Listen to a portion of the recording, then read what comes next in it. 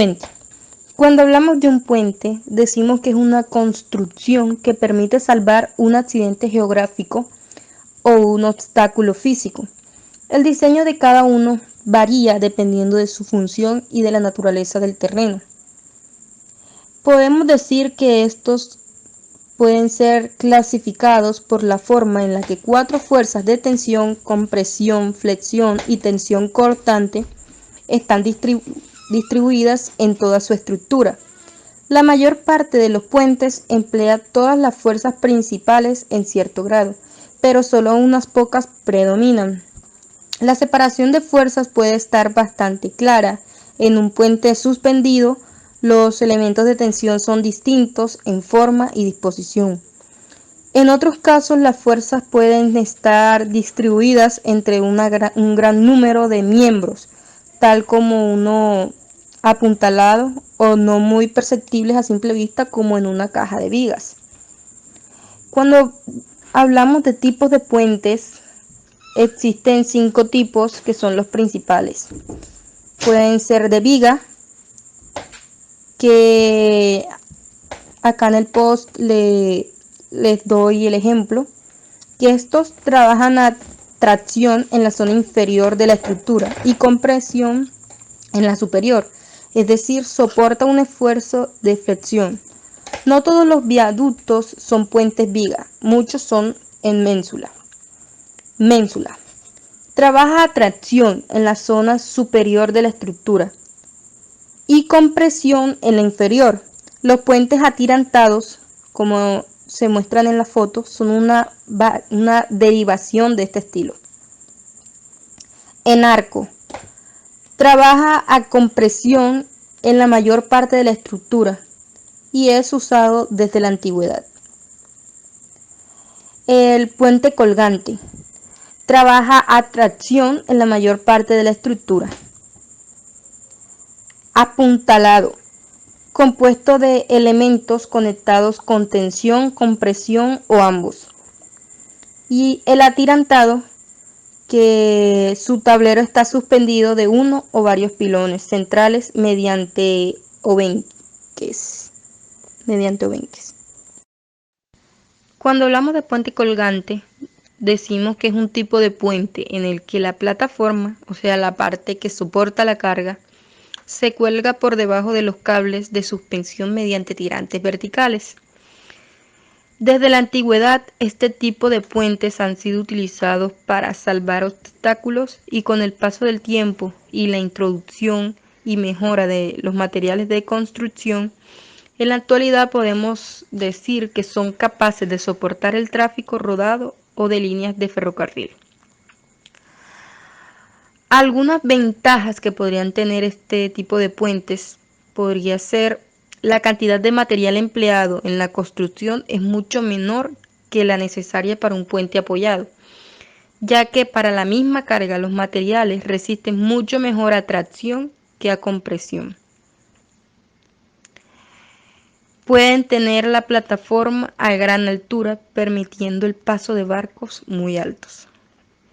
Además de que no necesitan apoyos centrales durante su construcción, permitiendo construir sobre profundos cañones o cursos de agua muy ocupados por el tráfico marítimo.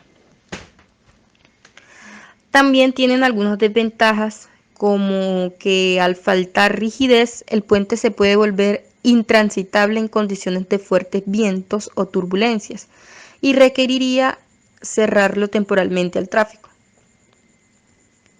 Bajo grandes cargas de viento se forma otra desventaja, ya que las torres ejercen un gran momento, o sea, fuerza en sentido curvo en el suelo, y requieren una gran cimentación cuando se trabaja en suelos débiles, lo que resulta muy caro.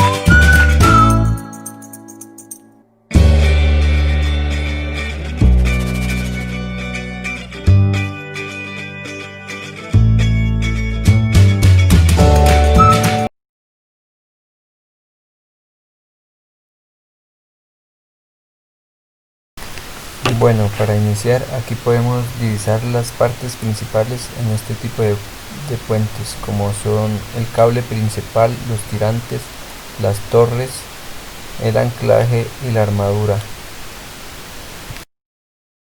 Como podemos ver, los cables principales los elaboramos en pita, al igual que los tirantes.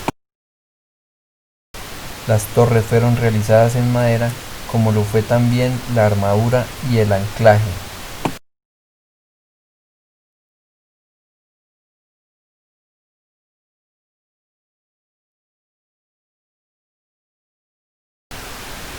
Traemos un ejercicio que nos dice encontrar los esfuerzos de reacción en cada apoyo en la estructura del puente, en la que actúan dos fuerzas y tiene un peso de 20 newton. Bueno, comenzamos haciendo el esquema para así ver mejor dónde actúan nuestras fuerzas.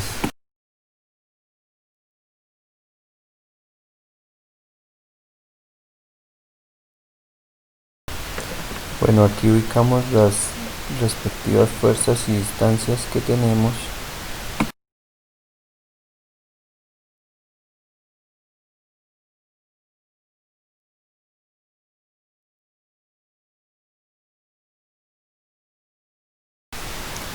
Bueno, los datos que encontramos en nuestro ejercicio serían la fuerza 1, la fuerza 2, el peso, la distancia de A hasta la fuerza 1, la distancia de fuerza 1 a fuerza 2 y la distancia de fuerza 2 a B, y la distancia que existe entre A hasta donde se encuentra ubicado el peso.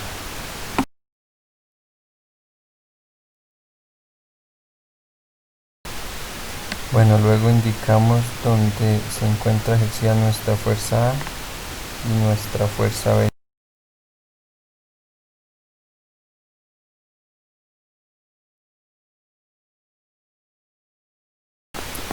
Luego, para hallar la fuerza ejercida en el punto B,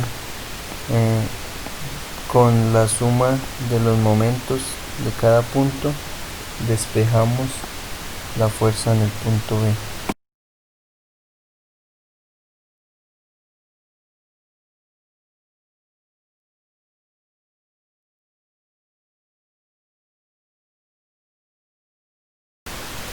Bueno, ahí hallamos el respectivo momento de cada punto, multiplicando la fuerza ejercida en ese punto por la distancia.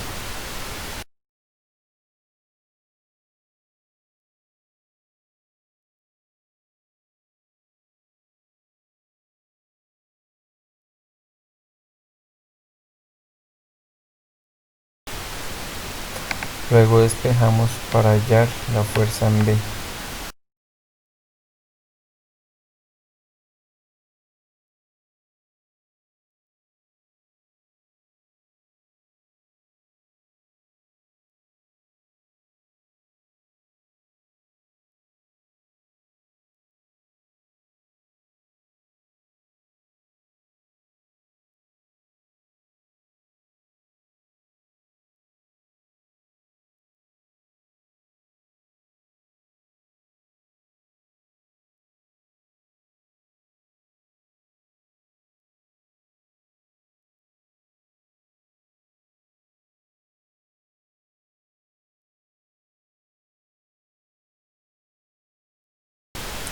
Para hallar la fuerza en el punto A, igualamos las fuerzas en B igual a 0 y despejamos A.